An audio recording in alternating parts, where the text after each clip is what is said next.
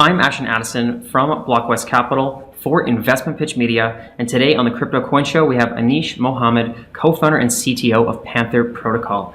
Anish, welcome to the show, and it is great to have Panther Protocol back. Hi, Ashton. Thank you for having me. It's a great pleasure to be on your show. Likewise, I'm really excited to dive into the zero knowledge space and ever increasing privacy, compliance, DeFi. Let's dive straight into it. For the people who didn't see our first interview with the CEO of Panther Protocol, I'd love to give an overview of what Panther Protocol is and the solutions that you guys are driving into the space, and then we can dive into all the details. So, generally speaking, when I talk to somebody, depending upon where they come from, I describe Panther in one of the two ways. If you are from the traditional C5 world, I say to them, it's the equivalent of a dark pool on demand. So, in a traditional world, there is this mechanism by which you can deploy a strategy and still keep it private. That's called a dark pool. If you are coming from the C5, DeFi world where you actually understand DeFi construct, I go, it's a private DeFi strategy with the ability to have KYC and selective disclosure. So, if you are from that part of the world, and this is what it is. So it's like, right now, there is no ability for anyone to actually do a private strategy. You deploy a strategy on DeFi and shield it from everybody else. So what Panther does is literally that. And then there is this extra possibility that you can do know your customer. And then after you've done know your customer, if you want to reveal a subset of the transaction or all the transaction to somebody, say with there's an IRS or HMRC in the UK, or any tax authority or somebody like that, you can probably do that as well. So this is what Panther is all about. Okay, great intro, Anish. And yeah, I feel like with the growth of the DeFi sector, I feel like it's really small still. But in terms of the privacy of it, if you're trading on an Ethereum DEX or even using the Bitcoin blockchain, there's not a lot of privacy, especially if you have technology to do chain analysis, or pretty much every transaction is public and pseudonymous and can be tracked. So maybe you can dive a little bit more into how exactly does Panther help with the privacy from that aspect? Sure. So I probably should explain a couple of things that are there that, when you try to, what Panther is trying to do, give you as free benefit. I would almost call it free, because if you try to provide privacy for transactions in that sense, by the mechanism that you apply, you get some benefits of resistance to MEV attacks. So the minor extractable value, so things like front running and sandwiching attacks. So what we try to do is, like, you could imagine in a world where you have a glass house, and you go into the glass house and you change yourself into multiple copies of yourself. And, each copy in that glass has the ability to do transactions. And you, and only you, know how many copies of you exist and what copy did what, right? Mm-hmm. And this is what I was describing, the KYC. So when you walk in, you're being checked for who you are, if you so choose, right? So that then later you could prove which copy of you did what, right? And once this is done, from all this, different copies of you, you use some, zero knowledge proof mechanisms plus some game theoretic mechanisms to do transactions in such a way that your transactions to the outside world look like they came from the Panther protocol, not from you as such. So, imagine you came in from, say, imaginary world, say XRP, right? In XRP, your APY or yield that you have for your assets, it's very small. There is no native DeFi protocol. Get into Panther, now you have a ZXRP in that sense. Mm-hmm. And now you go across Panther to Ethereum, right? Panther is actually, what I would describe interchain DEX with privacy, right? So you can actually have multiple chains. So you're coming from, XRP, where the APY is 0, in an imaginary world. I don't know how much of APY you have, but you don't have a native DeFi there.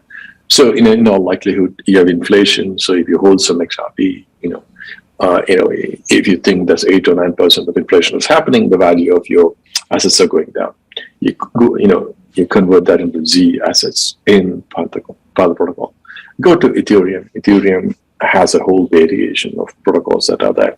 I'm not suggesting that you go to Anchor and try to get 20%, but you have the possibility for 3 to 5% in a stable currency, so up to 20% in certain possibilities. So I say Anchor protocol, other ones, and the end result of that is you actually get some APY which you can't get in so-called the layer one that you are there, right? At the same time, if you were to look at it from outside, what you're going to see on Anchor, or say you do something on Uniswap, or Uniswap, everybody on Uniswap would be seeing is Panther Protocol is doing some swaps, not as you doing some swap.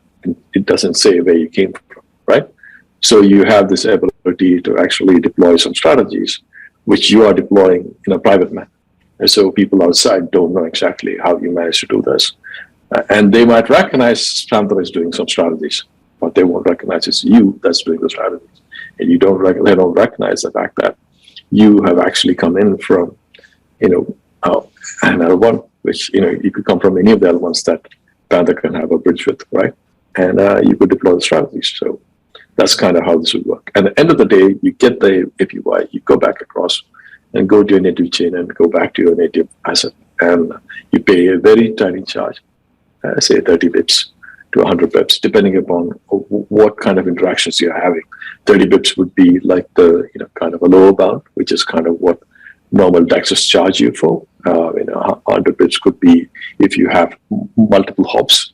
What I mean by that is if you have two legs, it's like a multi-legged strategy. You go to one, do some swap, then go to another. That's definitely like what happens in FX strategy, right? So you can have a private FX strategy be deployed in one sense of speaking. This is how it would work in that sense. Thank you for the explanation, Anish. And I do like this Z assets. From what I understand, and with a limited understanding of DeFi, I see assets like Bitcoin where they're wrapped into the Ethereum DeFi ecosystem with like W Bitcoin or wrapped Bitcoin. Yeah. Is that a proper analogy to say it's similar to wrapping an asset except with a zero knowledge proof and a Z Bitcoin instead of a W Bitcoin? Yes, that's a really good way of describing it. Absolutely, yes. So just to explain that a bit more. So one of the things that I've described in addition to zero knowledge is again theoretical aspect.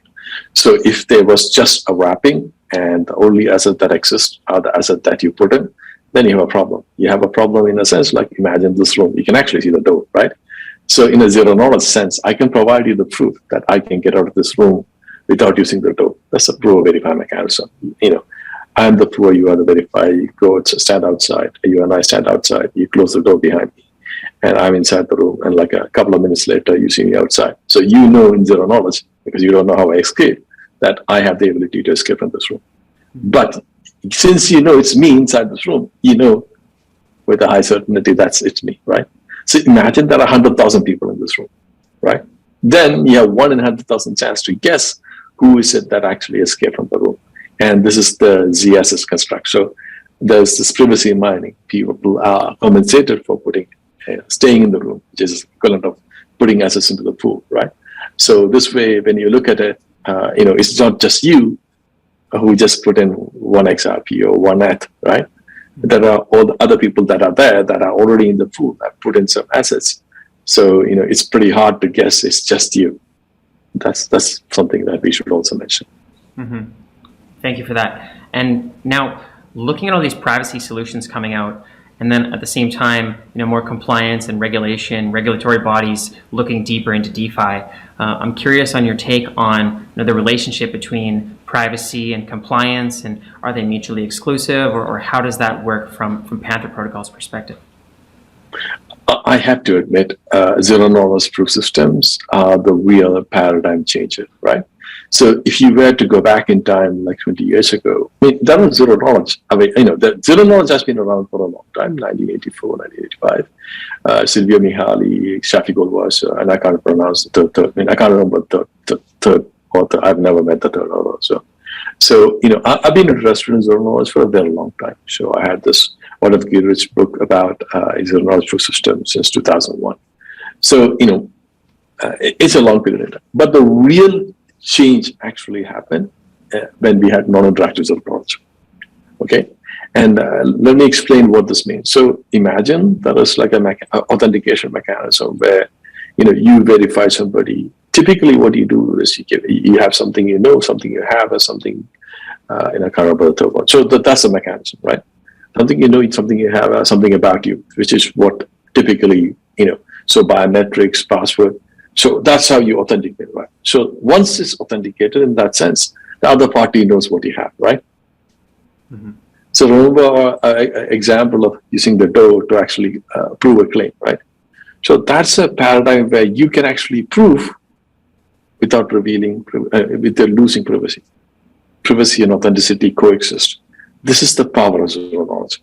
So what, in the world where we actually need to have, privacy and we need to have authenticity, this is how it will work. Like, you could actually have proof of certain things which the regulators or other people might find very useful, while for the users or the normal average citizens of the world, they could still have their privacy. You could have a situation where when you walk around, you don't have the situation that everybody and anybody in the world knows what you're doing. So right now, in a blockchain world, if you actually ever do any DeFi transaction, everybody, and for eternity, all the transactions are publicly visible and stored. So, it might have significant privacy implications, right? I don't know what the implications are. Like, imagine that you are a 15-year-old, 16-year-old, and you go online, go do something silly, right? 30, 40 years from now, you want to go for an election for US president. Somebody will go down and pick everything up and make up a very interesting story on behalf of you and come to you. That could be quite interesting, quite a challenge, right? There's nothing much you can do. And the things you might have done as a teenager will be very different and have very different implications. And similarly, the world right now is a surveillance capitalism. The Googles of the world, Twitters of the world, Facebook of the world, Amazons of the world, they actually run an arbitrage on you. There's in a machine learning sense, it's a stochastic optimization. Whereas Amazon is a supply chain optimization. They kind of optimize what you really need. And similarly, Google is search optimization for you. So you also get a delivered ad in addition to your search. Facebook is actually connecting to people that what they think is aligned to you and the messages that are interested to you, right? These are all information arbitrages, essentially, that's happening. So if you could imagine this as the current world and then add all the financial information that's on blockchain, can you just imagine the state of affairs? And imagine what the situation would be. I mean, there definitely need to be ability for regulators and other entities to know what you do and you're doing the right thing. Just similar to what you have in a wallet, like a paper wallet. I mean, like when you go to a bank, right? They do your KYC. They ask you for your passport. You ask you for where the source of funds. But when from the ATM, you pull some money out, that's a paper currency. And it's a piece of paper, and you can actually go do whatever you want with it. Nobody is going to ask you what you're going to do with it. You have privacy, right? Mm-hmm. But imagine a world that everything that you do is kind of completely transparent. Everybody's keeping track of you, and not just the bank, but everybody, right? This is a scary situation. So this is the two paradigms that I think that exist. Paradigm where you walk into the bank, everybody around the whole world knows that you're going to go into the bank. Everybody in the whole world is going to know these other banknotes you have. Everybody in the whole world knows that you're going to go buy, you bought a coffee after that. That's one paradigm. And then they will start delivering, when you walk around Google and things near you, then optimized messages for you will be next time you walk past the bank or you want to go to the bank, Google will remind you that you need to go to the bank. Google will remind you want to go to the coffee shop. It's already happening. Can you imagine that, right? Mm-hmm. So that's the level of invasion of privacy that you can expect.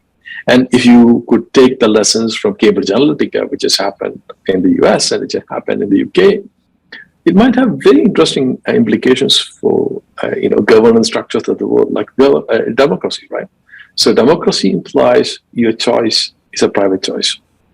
As in, you do exit polls and you use that to predict what has happened, but the real choice is kind of not really revealed, right? Mm-hmm. So, democracy implies you have the ability to choose. If there's a situation where every transaction you do it's kind of public. Now the question then becomes, how in the world I'm going to be allowed to actually, have a fairer mechanism. So let me explain what that means. Imagine there is an insurance product offered by Google, and now the world right now is Google knows everything you search, right? So just add to that, all the data that you actually buy online and Amazon. Just add to that all the transactions you do in finance, right? Mm-hmm. Now they have a very solid economic and the cultural view of you as a human. Now, if you were to buy health insurance or normal insurance, it's a lemon market. Mm-hmm. And the same story applies for democracy. So, to me, it's important both things exist. Mm-hmm. So society that we see right now can exist going forward. And at the same time,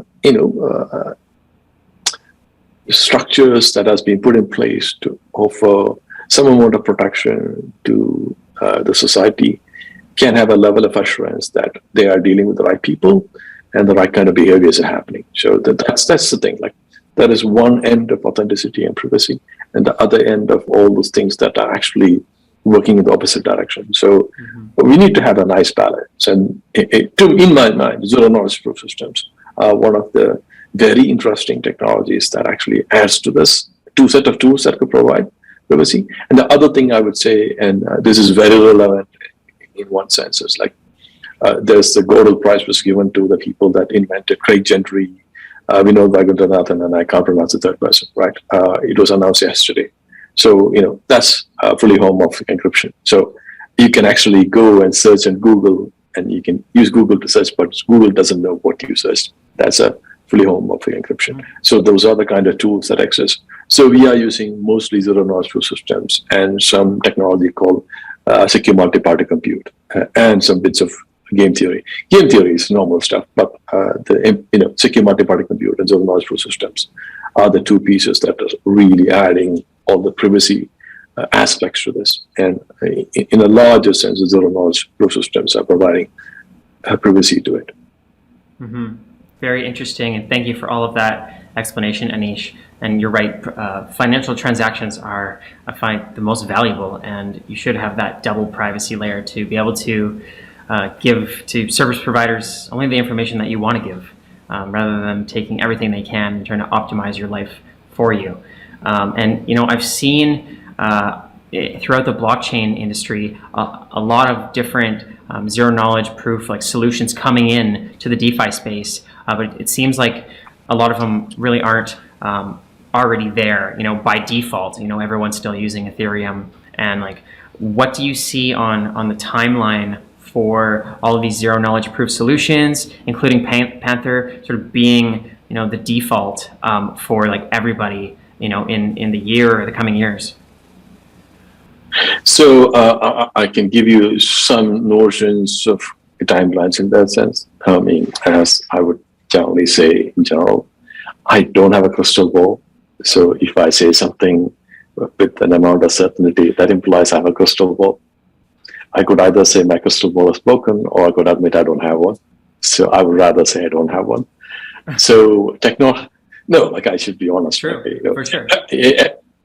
Everybody in the blockchain world and most technology world makes strong predictions, and if you go back and see what you recognize, is like you're way off. And to me, I've been in this business of technology for a very long while. So I was involved early in the cloud from 2007. I was involved in writing a whole bunch of the standards. Then I was involved in open source drones, for a period in time, and then I got into crypto. So having gone through three or four, there was cloud and big data, and then there's open source hardware and drones, and then crypto as in like the crypto as you see it. And all along I've done crypto research for like almost 20 years. I mean, not really research. I've been in this space. I did research really early on for like 7 years or so, and then I left. I was a crypto analyst, and I researched that. So having seen all the things that happen, I would be very hesitant to give predictions, but I can give you some intuitions of how things have progressed, and In the short term, it's possible for humans in general to give some predictions, but in the long term, as in like long term in terms of time, it's very hard to predict. So if you were to ask me in 2007 Feb about cloud, then in 2007 Feb, I met Andrew Jassy in a pub in London, right? If you were to ask me, Anish, what are the odds that Andrew Jassy would be the CEO of Amazon and Amazon Web Services would be a great thing? I would have said very unlikely, right? Mm-hmm. That's an honest opinion of a man who actually looked at a shell, as in like a normal shell, right? Mm-hmm. And that is the only thing that Amazon was offering. So, I'd be silly to say something about zero knowledge now, which is far more sophisticated than, a unique system running on a shell and we have a remote access. So in Ethereum, there is already a significant amount of money that has been spent. So when significant amount of money has been spent, significant amount of people are working on it, there's always a higher chance that it will succeed. So if I were to just, give you a couple of names. So in the last 6 months or so, Hermes was actually bought by Polygon at 250 million, mm-hmm. right? 250 million. Yeah. Then there was Mer Protocols that was actually again acquired by Polygon at 400 million. That's 650 million. Elio most recently raised their Series A, I think like 200 million. And then Matter Labs and Starknet, they both raised their rounds. There's like more than $1 billion that's been raised, put into this ecosystem. Mm-hmm. I mean, effectively what that means is there's a significant amount of money that's been deployed in improving the situation, right? Mm-hmm. This is in addition to other projects in Ethereum as such, where all the ZK rollups are there. And, that drives the ecosystem. So in a technology perspective, going back to what I said, interactive and non-interactive. Interactive existed for a while. Non-interactive, 2011, if I'm not mistaken, 2011 or 2013, there was the first paper, Pinocchio scheme, which is a practical version. In 2016, there was a growth, which was an improvement. And 2017, these were the things that called snarks. And 2017, there was 2017 October, give or take, then the paper Stark was actually published. So a slightly different variant of it. And then there was a whole bunch of, zero knowledge schemes came out. So in the last, I would say 5 years or so, 5-6 years, there's been significant improvement. And if you were to extrapolate the same amount of improvement, and I say that given the amount of money that actually has been deployed into the space, it is very likely there'll be a lot more, progress. So, in one sense of speaking, do I think in the next 18 months, the layer 2 problem will be solved by zero knowledge? I am not 100% certain. I would say the probability is a 50-60%, right? Mm-hmm. So, the challenge, what I'm referring to there is like in most L1s, especially the L1 in question is Ethereum, there's this question about throughput, right? Mm-hmm. How many transactions could you actually support in? And the other part of it is how much charge you end up paying. So, in this technology, there's this possibility of actually doing rollups. So you have to take the previous transaction and you create a next step. So by doing so, A, there is an increase in throughput for the overall network, and B, there's a decrease in charges that you pay to the network. So, in that sense, there's a very strong incentive that exists. So that's an ongoing thing. Polygon, as I was describing, they are definitely doing that, trying to do that. Starknet is trying to definitely do that. So, there's more than a 50% chance in the next 12 to 18 months, some solutions would exist. And, we would see some progress of use of ZKPs in layer 1s. Great answer, Anish. And I have seen a lot of acquisitions that have been happening for these layer 2s and sort of implementing more privacy. But to guess when it'll become the default is any man's guess. Like, who knows? For the viewers that are looking to learn more about Panther Protocol's solutions and follow along with the updates, what is the best way for them to get involved with the Panther community? So there are a couple of ways to actually get involved. So first and foremost, our website is https://pantherprotocol.io. If you go there, there's a series of blogs. I mean, we've become far more consistent in publishing. As I was mentioning previously, we've now got a larger research team So in total, we have 6 people, give or take. It depends on whether you count me in as a researcher or not as a CTO. Like my title is like a CTO or the chief scientist, and I have half a dozen people, including 4 cryptographers, 1 game theorist, and 1 applied mathematician who work with me. So we produce things and we communicate that to a larger team, and that gets published. In addition to that, the technology team, again, who works with me, we try to articulate as much things as possible. And then again, in the larger team, whenever we have some announcement to make, we actually announce it. So it normally appears on the blog. We also have a Discord and we also have a Telegram.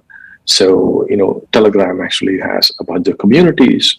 Generally, we announce any major announcement that happened there. But in general, if somebody is very keen to understand things, the best place to start will be our website. We have an updated white paper. We are in the process of updating our white paper.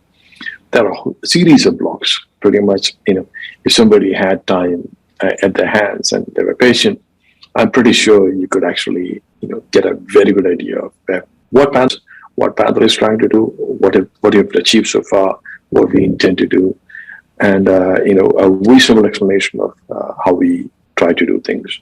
Maybe we haven't explained everything to the degree that you can go and build it yourself, but we kind of explain most things. Definitely. Cool. Thank you so much, Anish, for that. I will leave those links in the description box below as well to make it easy for the viewers. Sure.